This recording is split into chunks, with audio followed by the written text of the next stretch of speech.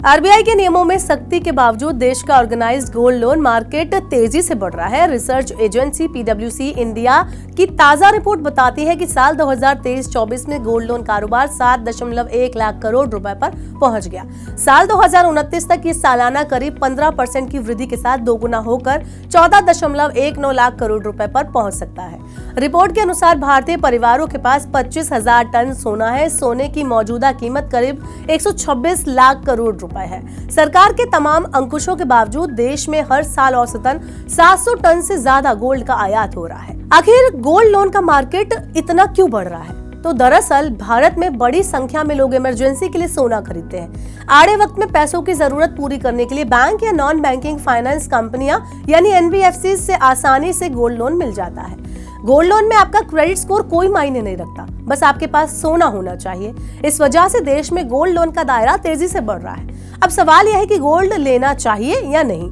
तो पैसों की जरूरत को पूरा करने के लिए गोल्ड लोन अच्छा ऑप्शन है। बड़ी संख्या में लोग इसी मकसद से सोना खरीदते हैं और बैंक और फाइनेंस कंपनियां गोल्ड की कीमत का 75% तक लोन आसानी से दे देती हैं। कीमत और लोन के बीच के इस अनुपात को लोन टू वैल्यू यानी LTV रेशियो कहते हैं। गोल्ड लोन सिक्योर्ड लोन की कैटेगरी में आता है, फिर भी ये होम लोन और ऑटो लोन की कंपैरिजन में काफी महंगा होता है। अगर आपका सिविल स्कोर अच्छा नहीं है और कहीं से सस्ता लोन नहीं मिल रहा है तो गोल्ड लोन लेने के लिए आप अप्लाई कर सकते हैं, इसमें कोई बुराई नहीं है। अगर आपका सिविल स्कोर अच्छा है तो बैंक से आपको बिना किसी सिक्योरिटी के भी सस्ता लोन मिल सकता है। तमाम बैंक सैलरी अकाउंट वाले ग्राहकों को सस्ती दरों पर लोन दे देते हैं। अगर आपकी बैंक एफडी है तो इसके एवज में भी आपको सस्ता लोन मिल जाएगा। ऐसे में आपको गोल्ड लोन से परहेज करना चाहिए और सस्ते लोन का ऑप्शन तलाशना चाहिए। अगर आपके पास बेहतर ऑप्शन है और फिर भी गोल्ड लोन ले रहे हैं तो फिर आपको घाटा हो सकता है। अगर लोन लेना है तो बैंक से ले या फिर एनबीएफसी से, ये बड़ा सवाल है। एक्सपर्ट्स के अनुसार ये कोई खास मायने नहीं रखता कि गोल्ड लोन बैंक से लें या फिर एनबीएफसी से।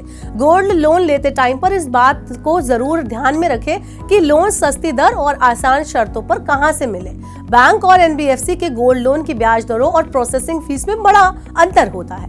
उदाहरण के तौर पर सरकारी बैंक 9.05 से लेकर 11% तक ब्याज पर गोल्ड लोन दे रहे हैं, जबकि कई निजी बैंक सालाना 17% तक का ब्याज वसूल रहे हैं। एनबीएफसी के गोल्ड लोन की ब्याज दरें तो 24% से भी ज्यादा है। इसलिए ब्याज दरों और प्रोसेसिंग फीस की कंपैरिजन करें। जो संस्थान आपको सस्ता और आसान शर्तों पर लोन दे उसी की सेवाएं आप लें।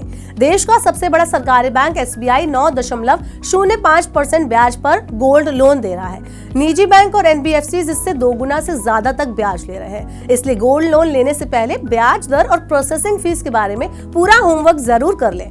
गोल्ड लोन का ऑप्शन तभी चुने जब आपको सस्ता और आसान लोन ना मिल रहा हो। आजकल गली मोहल्लों में बड़ी संख्या में फाइनेंस कंपनियां गोल्ड लोन दे रही हैं। आप सिर्फ आरबीआई रेगुलेट बैंक और फाइनेंस कंपनियों से ही लोन लें ताकि बाद में आपको पछताना ना पड़े। तो आप भी अगर लोन लेने की सोच रहे हैं तो आई होप आपको ये वीडियो पसंद आया होगा और आपको पता चल गया होगा कि आपको कैसे लोन लेना है और कहां से लोन लेना है। ऐसे और वीडियोस के लिए देखते रहिए मनी 9 और सब्सक्राइब करें मनी 9 का यूट्यूब चैनल। जानकारी, सलाह और निवेश सब एक ही सुपर ऐप पर। पैसे का सवाल है तो जवाब है मनी 9। आजादी पैसे की।